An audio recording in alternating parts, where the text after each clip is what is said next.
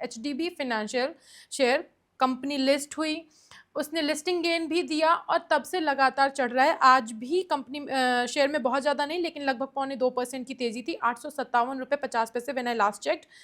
इस शेयर में क्या किया जाए? जिन लोगों को आईपीओ अलॉट हुआ, क्या वो प्रॉफिट बुकिंग कर लें? कैसा देख रहे हैं आप?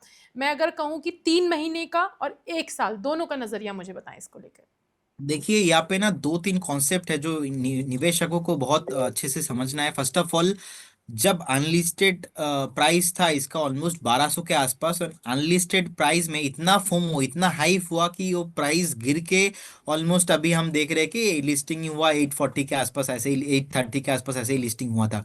सो वो तो एक रिसेंटली फोमो था। अनलिस्टेड काउंटर में हमने देखा कि ऐसे होता है। अब लिस्टिंग के बाद क्या सीन है, आप देखेंगे कि उस दिन का जो लो था ऑलमोस्ट 825, जिस दिन लिस्टिंग हो रहा था 10 बजे, मैं अभी देख रहा था, तो अभी 843 के 843 844 के आसपास चल रहा है।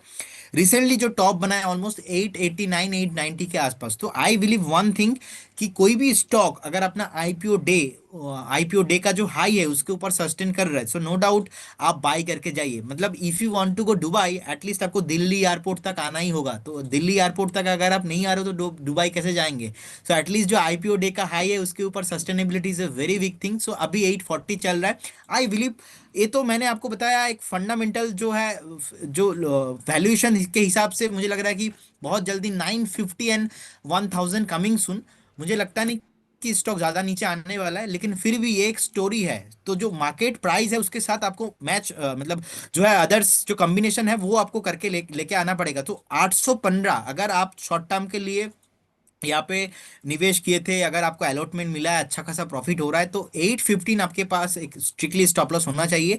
अगर आप थोड़ा निवेशक हो यहाँ पे, सो मुझे लगता है अगर 815 इसके नीचे चला जाता है तो हो सकता है कि आपको एक बार 750 780 भी देखने को मिले। सो बेटर रहेगा 815 पे एक बार आप प्रॉफिट बुकिंग कर लीजिए अगर नीचे आता है तो, लोअर केस में।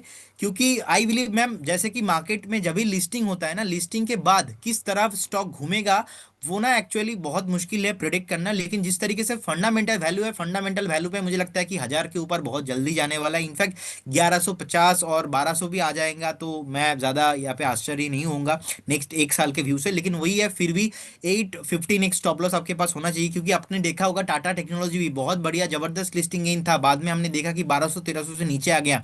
पेटीएम जब लिस्टिंग हुआ आज तक पहुंच नहीं पाया। सो वही स्टोरी के साथ वो क्या है, वो जो व्यू है आपका, ट्रेंड जो है, ट्रेंड के साथ जाइए। Ultimately price action is everything. 815 आपके पास स्टॉप लॉस होना चाहिए, बने रहिए। अगर आपके पास स्टॉक है तो फिर बने रहिए। 1 साल में ये 1000 से 1200 का लेवल भी छू सकता है, प्रॉमिसिंग दिख रहा है। लेकिन अगर कहानी बदलती है, अगर ये स्टॉक गिरता है, क्योंकि शुरुआत के 6 महीने बहुत ही क्रूशियल होते हैं, तो आपको 815 का स्टॉप लॉस भी लगाना है। बस इतनी सी बात है एचडीबी फाइनेंस को लेकर के, बाकी सब ठीक है, बढ़िया।